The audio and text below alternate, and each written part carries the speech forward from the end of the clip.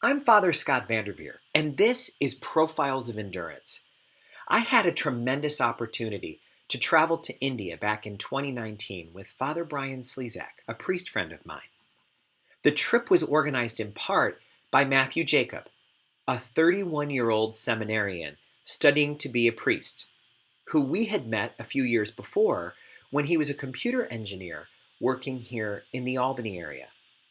Matthew grew up in India, and he's the only son with two sisters in a family that is very close-knit and was depending on him to be a source of support and leadership for the family in his generation. When a call to the priesthood came to him while he was thousands of miles from home, it put a real wrench in the works of his plans and in the expectations that his family had set for him. How did he respond to this unexpected change in his life? And how did he go from that moment to where he is today? Listen as this young man and brave disciple shares with us how he answered God's call and what he does now to stay connected to those people back in India he loves so much. Thank you so much for joining us here today. Thank you, Father. Thank you for having me in your podcast. I'm honored, and hi to all the listeners. Well, let's start back at the very beginning. You were born and raised in India. Tell us a little bit about the part of the world that you were born and raised in and about your family. Sure. I was born in India in the state of Kerala, that, like you mentioned, Father, and it is in the southern tip of India. The state is called Kerala, and it's, in my opinion at least, and I would think you would agree, it's a beautiful state. It has like so many different geographies of backwaters and hills and tea plantations and beaches, and it's a beautiful state. It is so beautiful to our listeners. It is like a tropical paradise, but with the most delicious Indian food you've ever eaten. And I was born and raised in a farm area, in a village area, in the state of Kerala, near to a popular tourist destination called Kumaragam, and which also you had the you had the opportunity to visit, Father. And my family includes my dad, who passed about 6 years ago, and my mom and two sisters. I have two sisters. My elder sister, she's married. She has 4 kids. Beautiful family. And I have a younger sister. She's like my baby sister. She's literally a baby. She's like 13 years younger to me. So, that's Rachel, and my elder sister is Teresa. That's my family. And you are very, very beautiful and tight-knit in that family, and I got a chance to experience that in person. But actually, it was ironic because while I was in India for this visit, you were not. You were back working in the United States, where you've lived for some time. So let's figure out how we got to that place in the story by hearing a little bit about what faith is like for people growing up in your area and for your family in particular. What role did faith play in your life growing up? Yeah, I was born and raised in a Catholic family, and in the part of the country that we lived in Kerala, as opposed to the rest of the country, most of the country, where Catholic population, or like Christian population, is probably like close to 2%. In state of Kerala, it's about 20%. So this is interesting. You were still a minority group, but you were a much bigger minority. In India, Christians, did you say, only make up about 2% of the population? Yeah. So 98% of Indians are not Catholic or Christian, but you were from the most Catholic part of the country, but it's still only 20%. Is that right? Mm-hmm. Mm-hmm. That's right. Yeah. Interesting. And a huge part of that is owed to Saint Thomas the Apostle, who he came there in AD 52, as the tradition says. And he evangelized in Kerala. He came to Kerala, and it's the faith line go as back to St. Thomas the Apostle, who's an apostle of Jesus. So we are also known popularly as St. Thomas Christians in India, and so I was born and raised in a Catholic family, and faith was very important growing up. We used to go to church almost every day, and there used to be different traditions and different festivities and festivals. Be it the parish feast, it goes for like 2 weeks. It's a big celebration, and the parish church that I grew up was like a very old traditional church, which was built almost like 500 years ago. Every day at home there would be like family prayer. We would pray the rosary together at night. Now, growing up, I wouldn't say I was interested in all these things, and all these things equally, but it was very important at home, and we all were required to be part of it, and it was a very important part of our life. Yeah. Was it true for you growing up, something that I noticed when I visited your home region, that Mass is often very early in the morning and very well attended? Is that often the case? That is very often the case, and in many of the parishes, they would have masses as early as like 6:00 or 6:30, or sometimes even earlier, like 5:30. Yeah, it's really a great thing to see, like some of the really elderly people walking, and most of them don't even know driving, or probably won't even have a car, so they would like walk maybe even like miles to get to that mass early in the morning. And that's like, now when I look back, the faith of those people is like really inspiring to see that. Oh, so beautiful. And I want to ask another question about your practice growing up, because something that Father Brian and I saw, we would go to churches. Anytime we saw one, we would want to go in and see it. And one afternoon, we were at the church in the village where you grew up, and there were families going to that church with their children, often mothers and children. And I asked the priest who was our escort why they were doing that, and he said that it is a tradition for many families. When the parents pick the children up from school, they go to the church to say a prayer of thanksgiving for the day. And is that something that you would say you remembered seeing or doing when you were growing up there too? Yeah, I wouldn't say that's a very common practice, but absolutely, yeah. I mean, and especially like I studied in a Catholic boarding school when I was in Kerala, and when we would go back, we would stop by, or like when I'm going to school, they would always stop by. My family would go into the church and pray and all that. And it's also something interesting is, many of my friends who would go to school with me, whom we grew up with, many of them are not Catholic or Christian. It could be they could be Hindus, and they would also go to church, and they would have a devotion to Mary, or it's also like a very cultural thing. It's part of the culture, and the parish fest is a celebration for the whole land. So those things are also something I would say as something beautiful. That's pretty wonderful. Yeah, because I found that too. People here often don't know anything about the religions of their neighbors. If somebody here were a Muslim or Hindu or Buddhist, we might not know anything about that. But in India, oftentimes when we were driving around in the 10 days we were there, we would get stopped in the road by a Hindu parade. And it felt like the whole town was there. I had a feeling there were probably some Catholic families that were there being social simply because, the religions are very connected with one another. Yeah, I mean, at least in a social way, we all, like something happening in the area, we would all be aware.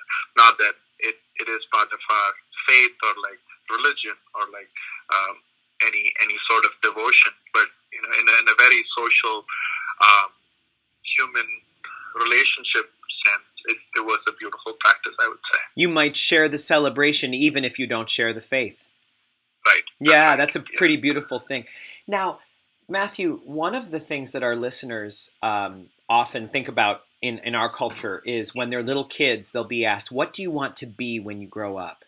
Is that a question that's fair to ask of an Indian child? What did you want to be when you grew up? Did you dream about a certain life or career that you would have? It is a fair question, and it's often asked. And honestly, growing up, I did not have like a very set ambition to be into like a particular career or anything. But at least as a very small kid, I used to say I want to be a priest, and I don't know how much seriously I said that, or like how much seriousness that anybody gave to that. And it went away in a few years, growing up to like high school and stuff. It just went away. And after that, I wanted to be a computer engineer, so I went to an engineering school after my high school. So I became an engineer, and I started working there. And it's as an engineer that I came to America and to Albany. But growing up, if anything, I would say like in my early childhood, I wanted to be a priest, but nothing as part of to a particular career, I would say. Now, one thing that our listeners may not realize, and I didn't fully realize until I went to India, is that if you had chosen to be a computer engineer for your life, and if you had chosen to get married, your marriage very likely would have been arranged. Is that correct? Yeah, I mean, in this day and age, at least a partial arrangement, I would say. It's not as as much as arranged as my parents' generation. Like, they probably just met like once before they got married. Yes. It's almost inconceivable for us to think back and think about it. But yeah, in this day and age, it would be more like so and so, are you interested? Would you like to talk? And it would go on for like a few weeks or like a few months, and then they would make the decision. But it's still like a practice, I would say. Yeah. So yeah, it's a fascinating different approach to living, and it's beautiful. And if any of our listeners have the chance to experience India as a visitor, or even as an opportunity to live or work there for a while, I couldn't recommend it highly enough. But while we're talking about the dreams that you had as a child and your religious practice and your family, there is something we should pause to talk about, and that is that your family did go through a trauma when you were young, a financial trauma. Can you talk to us a little bit about that and how it shaped your path? Yeah. So when I was, I said I grew up in a farmland, and it was inherited farmland from our grandfather. He was a farmer too, and he was phenomenal. He made like islands, which you visited, Father, and that's a man-made island which was built for agriculture purposes. And later in my childhood, there was a lot of agriculture damages and pest problems, and then the price of the agricultural products came down a lot, and we went into a lot of financial problems because of that. And then eventually, after many years, we had to end up giving up our land, and which was a very painful process for our entire family, also because it was a very sentiment. The land holded so much of a sentimental value because it was literally built by our grandfather, and we had to move out of our house and find some, go to a different town, and we lived at a rented home, and eventually we had to keep moving. And in my childhood, I probably moved around 7 or 8 times to different homes. And yeah, so I don't think I realized it as much as like a struggle or anything at that time. As a kid, I just went along with it. My family probably struggled more than that, and when I look back, I can see that even more. But that really shaped a lot of things, like appreciation for a lot of things in my life. Even seeing other people's hardships and all of that, and most of everything. The greatest gift, I would say, is like our whole family turned more and more towards God and faith, and I would say that's a gift that really came through that struggle and suffering that our entire family went through, and I wouldn't trade that gift of faith for anything. And I would say, as it is, that is a beautiful place, and we lost it, but for the gift of faith that we received, I wouldn't regret any of those. I would really like to pause there for our listeners to just think about that, because I think that's a great question for each of us to apply to our lives. What is a misfortune from my life that I would not wish to have avoided, because I recognize that it was a birthplace of faith for me? I think that's such an important question. I mean, certainly none of us wants financial hardship. None of us wants to move 7 times when we're raising children, or if we are a child. But you are actually able to feel grateful because of the faith that it gave you. And I just think that's, each of us could take a moment to consider, if I were to go through some of the worst things that happened to me, were any of them things that provided me with new faith? I think that's a powerful, powerful thought. Wow. Mathew, it's also fair to say, though, that that's not the only difficult thing that you went through, because, when I went to visit your homeland, I got to meet your mother and your sisters and your auntie and wonderful family members, but I did not get to meet your father. And maybe you could take us back to when you first realized that your father was sick. Yeah. My dad, as I mentioned, passed about 6.5 years ago, with liver cancer. It was 2015, January or February. That's around when we found out that he had cancer, and by that time it was a bit too late to do anything about it, and it was already in stage 4 cancer. And so he only survived for four and a half months after that, and he within a few months he passed, and which was a very unexpected thing. Like he was so young. He was only 57, and my and I was about 24, 25. Yeah, and I was also I was an adult, and I was still young. I didn't know what to do, and it was also like I had a lot of things that came to my plate. That's also a feeling that came along with that.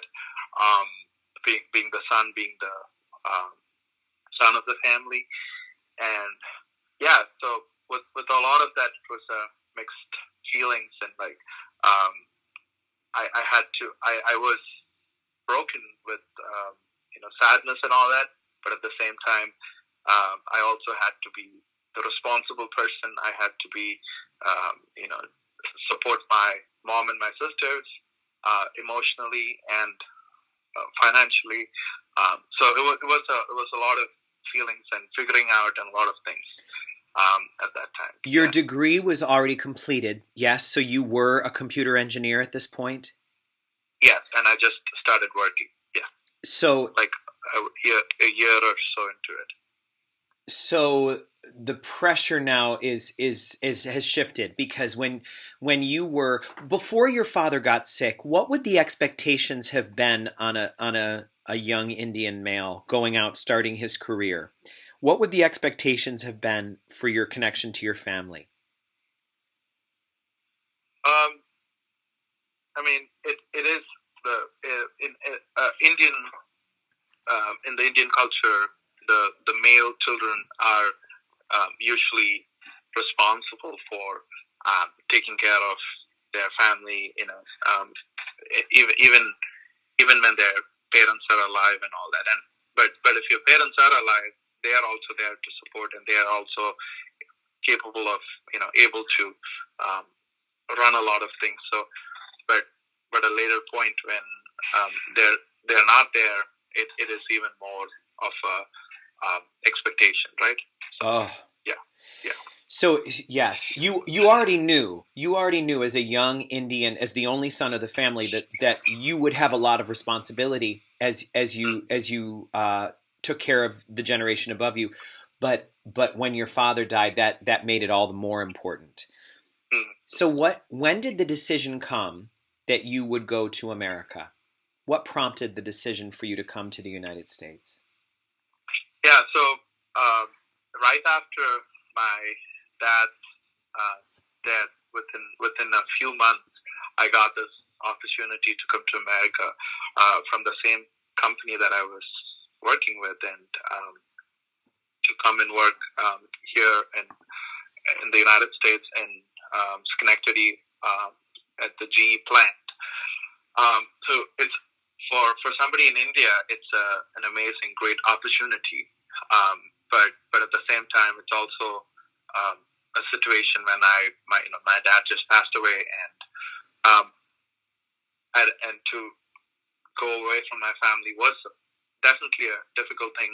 But at the same time, I also have to support the family, and there's no way I could have done that staying there. So it was almost inevitable that I come and take up this opportunity. I mean, I also wanted it. It's a good career opportunity and all that, but the timing was a little too, soon after my dad's death. But everyone supported that, and my family was very supportive of that too. And I also wanted that to happen, and so that's how I came to Albany. That's how I came to Schenectady. It's just amazing. He comes from the tropical south of India for a job to Schenectady, New York, USA, sight unseen. I'm a little nervous to ask, what month was it when you arrived? It was January of 2015. Stop it.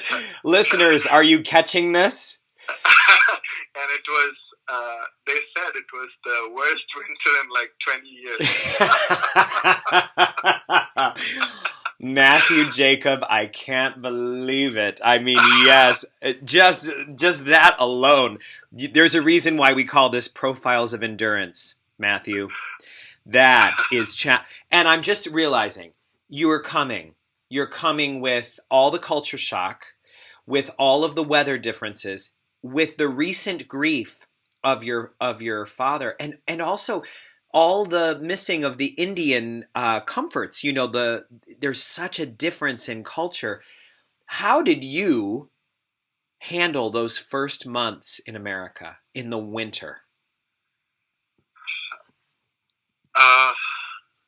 Yeah, I mean, I haven't thought much about it, at least recently.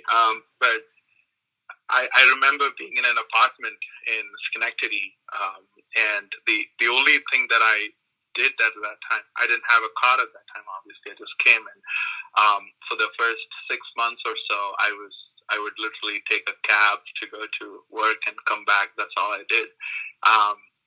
But I kept in touch with my family over phone. That was some blessing, with all the latest technological things. It became much more easier. But something that I used to do pretty regularly, at least then, I would go at least for like the weekend masses at St. Anthony's or St. Kateri Tekavita parish, which was the nearby parishes near me. So I remember sometimes I used to walk in the snow to get to this parishes to go for a Saturday mass and a Sunday mass.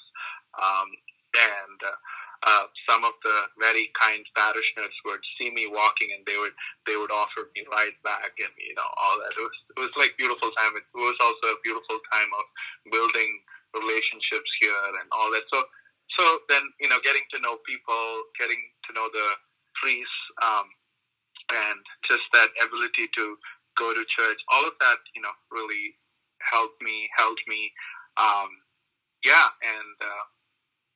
That was, I would say, that's how I survived at least the first few months. Oh my goodness. Well, and I think we're hearing the beginnings of a story, because obviously we're talking to you today in a seminary preparing for the priesthood, and you're talking to us about just 6 years ago, there you were, going to Mass in your newly adopted hometown of Schenectady, New York, USA. When did the priesthood start to become more important as a thought for your life? Yeah, like I said, as a kid I had thought about it, but soon it faded off. And then never after that I was ever thinking about priesthood in any serious way. But I believe it was end of 2015, the same year that I came there. I used to. Eventually, I got a car. I started going for different things. I started going for the young adult fellowship, and that used to happen at St. Francis Chapel, and the Frasati group, and started to get involved with the diocese and the diocese activities and the Catholic things there. And then I used to help out with some of the parish activities also. And one day at Mass is when I believe it was actually it was not in 2015 November. It was close to 2016, right after Easter. The first Sunday after Easter, the Good Shepherd Sunday. Yeah, exactly. 2016 Good Shepherd Sunday was the first day when I received my calling to priesthood. I was at Mass, and during the Mass I had this profound feeling of the Lord calling me to priesthood, and I don't know, it's an indescribable feeling. I couldn't sit, I couldn't stand, I was in tears. There was so much confusion. I'm I felt like the Lord calling me, but I was no, this is almost not practical. I also wanted to get married, and but regardless of that, it's also not practical. I need to support my family, and my sisters, my mom. So all of these mixed things, and I'm Lord, I don't know. So that was the beginning of the discernment. That was the beginning of the journey.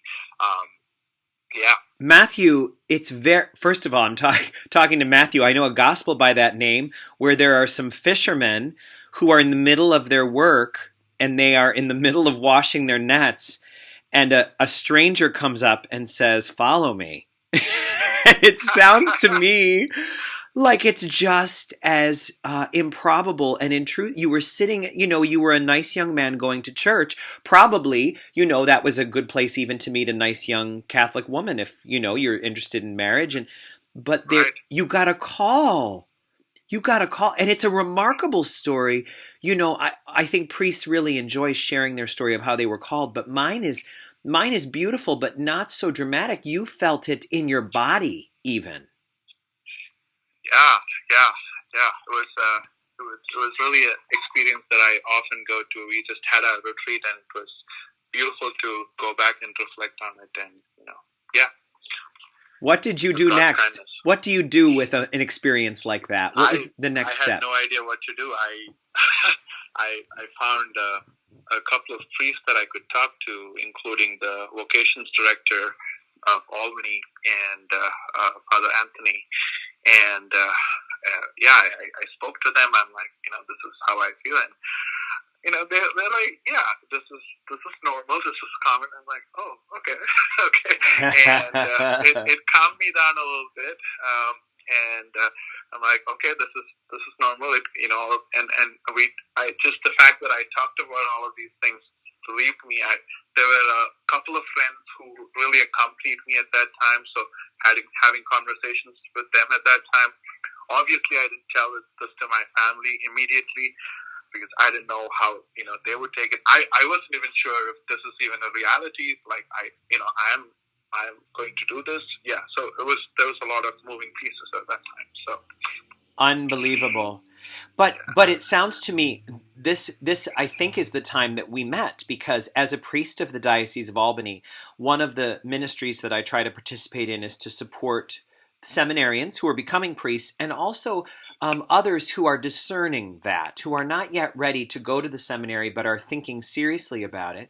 And because there is a home in the Albany Diocese where those young people gather and pray together, some of them live there, I would go as a priest to celebrate Mass once or twice a year and to share dinner with those young people.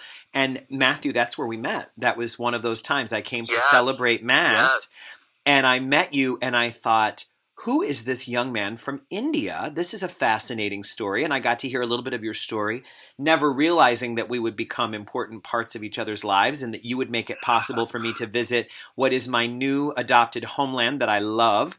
If I can say so, India, which I just adored and cannot wait to return to. So, Matthew, this is really remarkable. And it brings up something that I think our listeners could learn a lot about, because, there are a lot of ways to be a priest.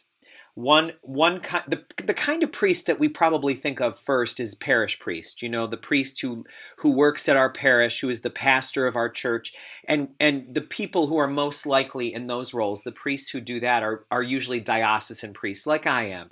They work with a bishop in a certain region, and they stay there. I'm a priest ordained to serve the Albany area, the Albany diocese. But there are other kinds of priests you can be, like an order priest, and people know about Jesuits and Franciscans and Dominicans and all the different orders. But then, of course, because you're from India, you had the choice of pursuing the priesthood in India or pursuing it in the United States. How did you get started in figuring all of that out? Yeah, like one of my friends says, discernment never ends. it was just the beginning, and it still continues. It still continues. Will continue always, as you can attest, Father. And Truly. like you said, it all began in that house in Albany, and I'm forever indebted to the Diocese of Albany and the vocations team, including you, Father. I remember the evening very, very, very vividly, the evening that you came, and it was a beautiful evening, and the way you celebrated Mass, all of that created so much of a beautiful impression in my mind. I still remember it very fondly.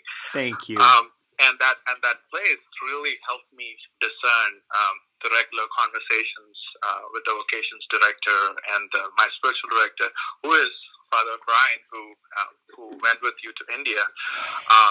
And those regular conversations and praying and I remember praying in that chapel in the St. Isaac Jogues discernment house.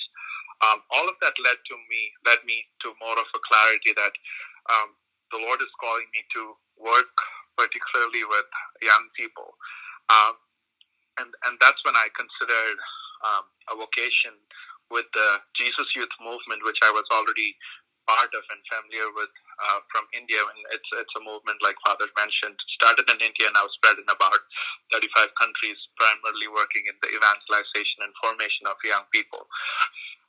So considered a vocation with them, and so that's what I'm pursuing now, to be a priest, to serve the movement, and through the movement to reach out and form young people, young adults, youth.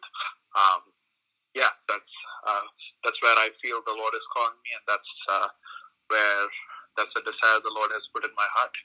Can you share with us a bit about how your family reacted to your calling? First of all, when they discovered, when you told them that you were called to be a priest, how did they process it? Yeah, and like I mentioned earlier, it was tough for me to make that choice because of so many reasons, but primarily because my family, taking care of them, and I love them very dearly, and I want to be with them and for them, and um, so uh, and so coming to America and doing the job that I was doing here, all of that gave our family a lot of security, and it was coming together, and it's at that time this whole thing is coming, and my mom, my immediate family, my mom and my sisters, they're the ones with whom I first shared it in my family, and my mom was a bit sad at the beginning for obvious reasons, and along with all the reasons that any moms usually a lot of our seminarian friends talk about this, like wanting to have grandchildren and like family and all those reasons, obvious reasons. But along with that, like concerned about their own security, and like my sisters, and she always used to say like, who is there to guide my little sister, and all that. So that was a difficult process for her to go through, and God, thank God, and now she's so happy about it. She's so much at peace about it, and it was really a journey that she went through, and with the Lord. And I really always used to pray, and I tried to convince her by talking to her and all that. That was never something that would have convinced her, but I really believe that it came as a peace from the Lord, and that was the only thing that convinced her and gave her peace. And I'm so happy that she is so much at peace with it, and so is my younger sister. My older sister, though, she was always very excited about this. She told me, like, she gave me so much support. She told me, like, if this is the calling that God is calling you to, you should definitely go for this, and we will support mom and all the needs at home. She was very supportive of that from the beginning. What a blessing! What a blessing! But the process of them figuring this out wasn't just in one stage, I'm sure, because not only did you tell them that you wanted to be a priest, but it was not clear for a time whether you would be based in India or based in the United States. And the Jesus Youth movement was born in India, but it's too big for one country. It's spreading out all over. Did your family express a desire to have you in India instead of the United States?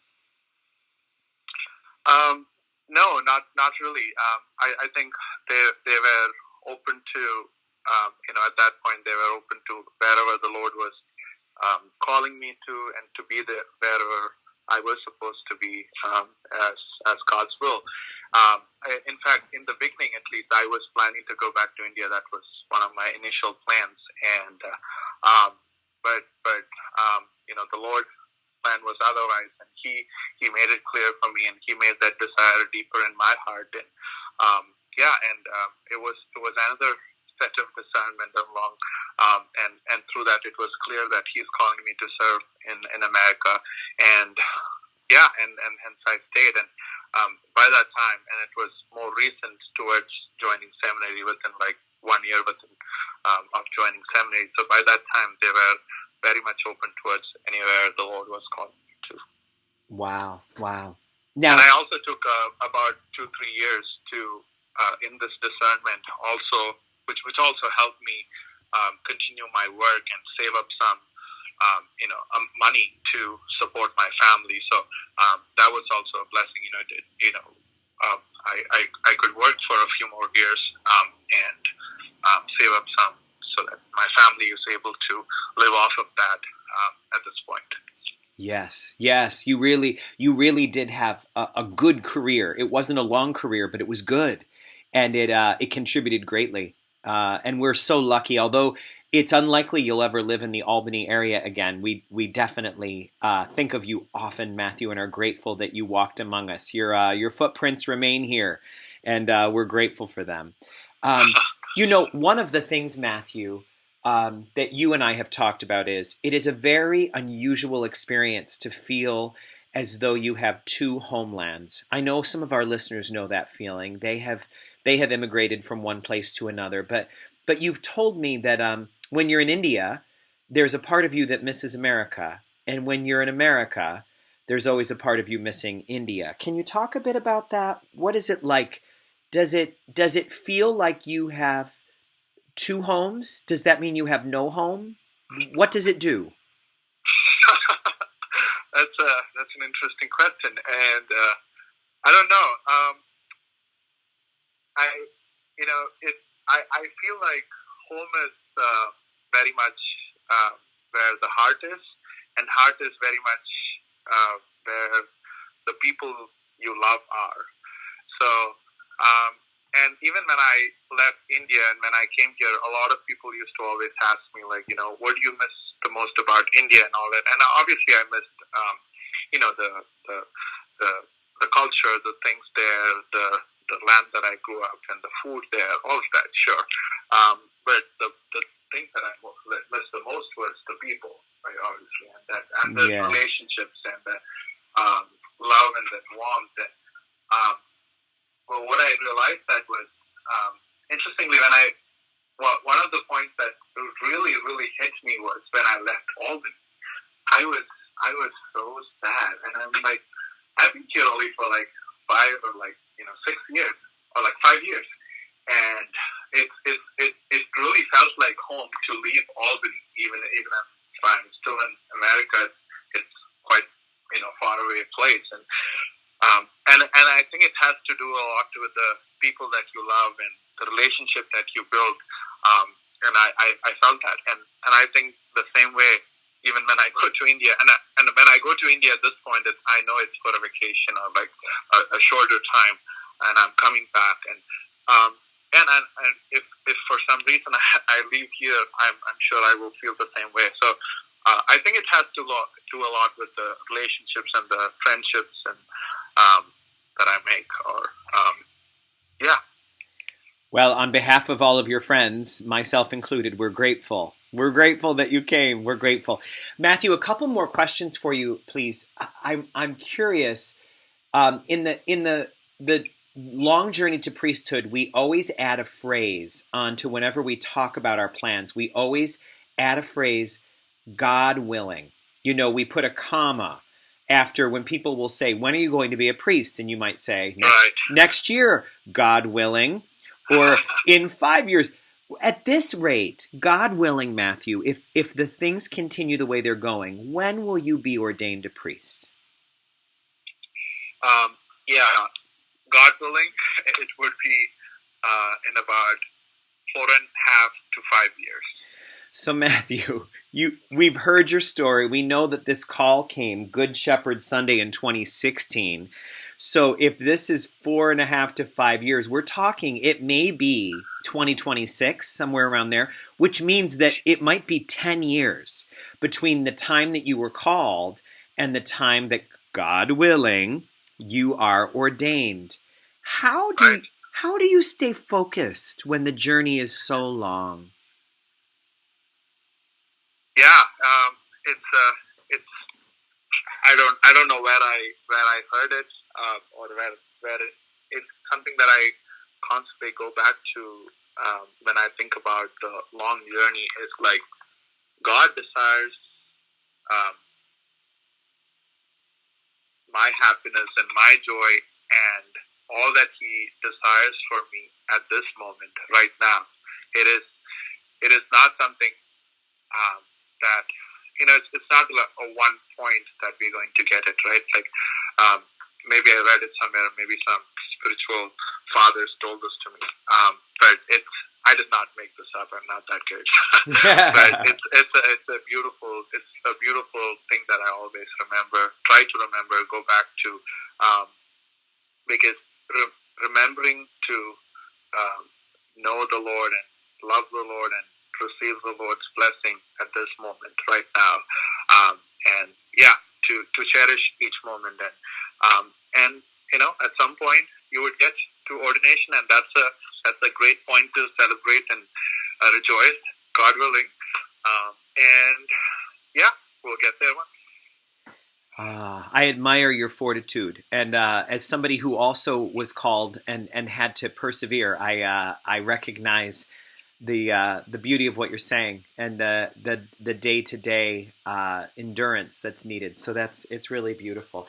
Matthew, there's a couple of questions I like to ask every person that we talk to on the podcast. So I'd like to ask you about this phrase that it comes up quite often in American culture. I imagine it also is asked a lot in India. The question is, does everything happen for a reason in life? You've shared with us a number of really challenging things: financial, being separated from your family, losing your father. And of course, there's all sorts of things in your life I'm sure you're not sharing with us that are other challenges and heartbreaks as the human journey always has. And I just find myself wondering, when you look at those things, do you think everything happens for a reason, or do you think that some of it just happens and God helps us pick up the pieces? What do you think about that?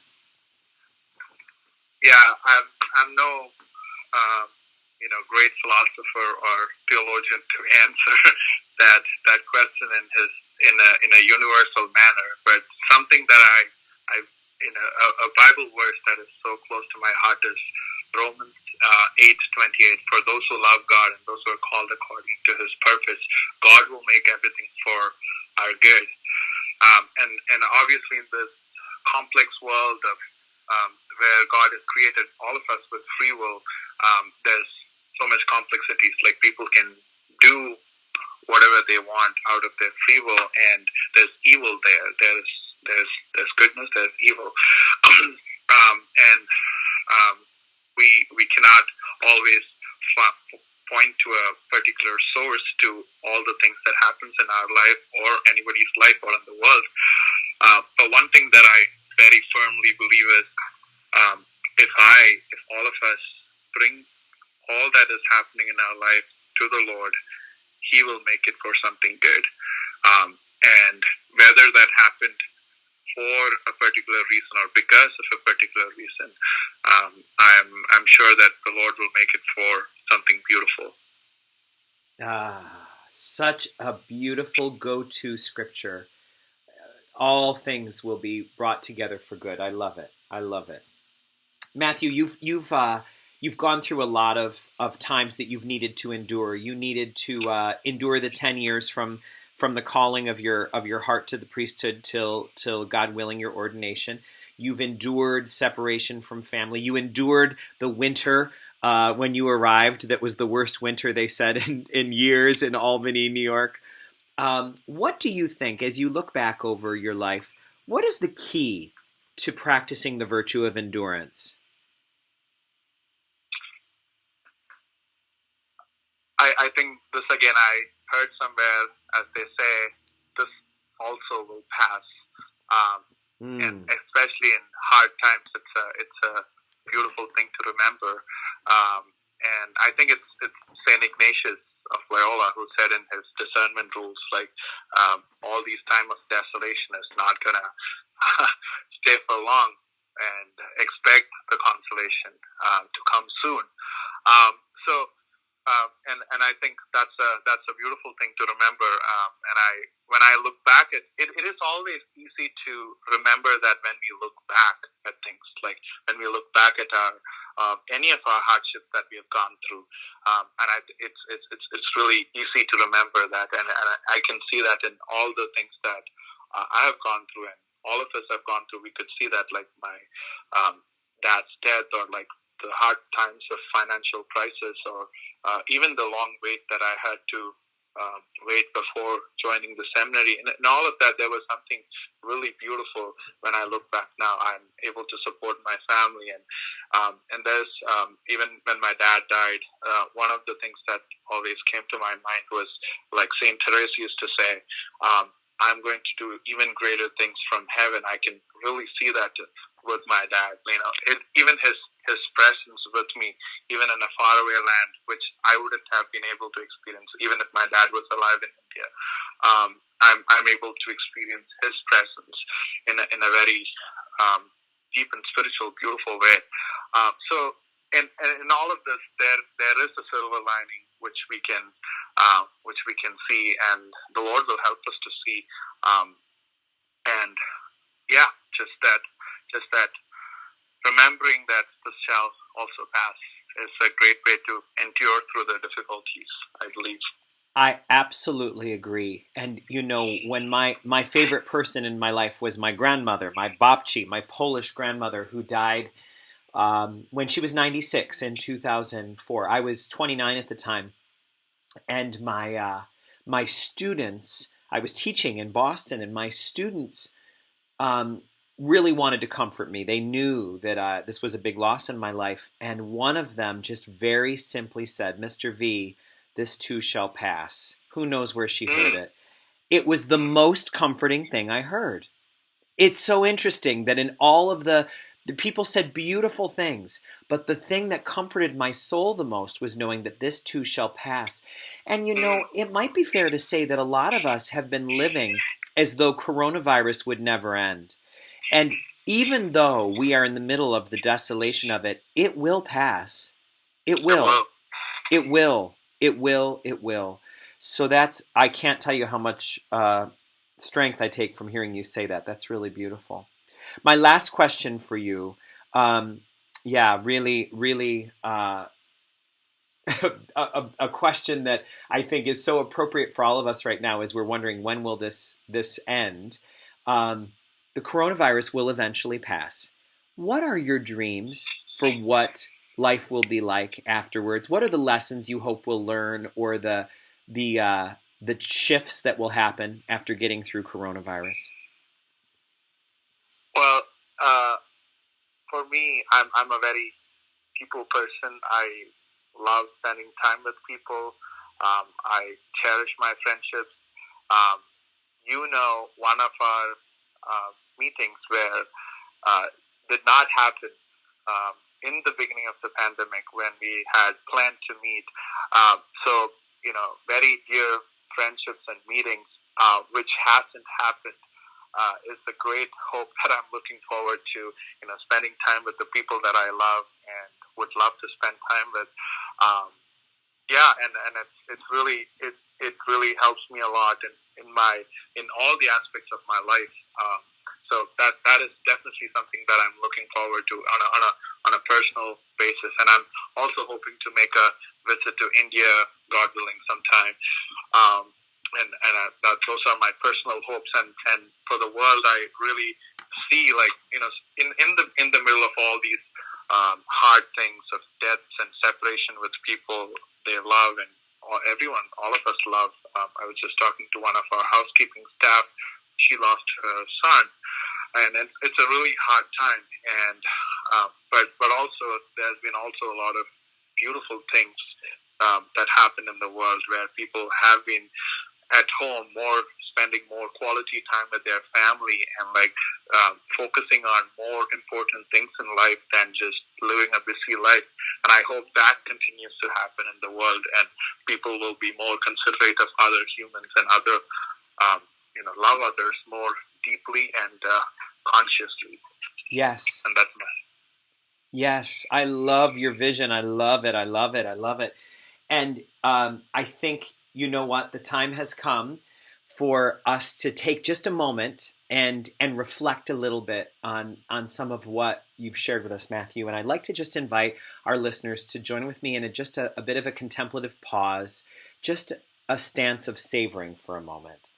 What is it that Mathew has shared that is feeding you right now? What's feeding your soul? What's feeding you some strength for your journey?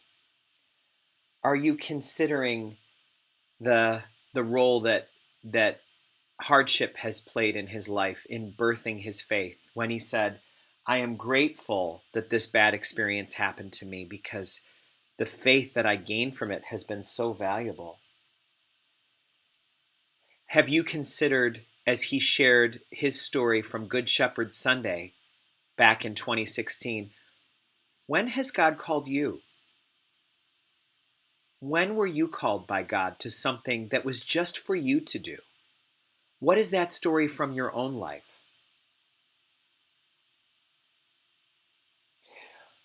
What phrases give you strength? Is there a scripture quote, like Matthew's favorite from Romans? Is there an aphorism or a mantra that helps you, such as "this too shall pass"? When you think of your loved ones who have died, do you join Matthew in realizing that his Father does more for him, perhaps from heaven, than he was able to do on earth? And that their connection is as strong as ever? Can you sense that with some of the loved ones in your life? Matthew always uses "God willing" when he talks about the future. Does that phrase perhaps have potential to bring some focus into your life? Greater acceptance for life on life's terms? Holding our plans a little bit more gently? Hoping they'll happen, but always wishing more that God's will be done?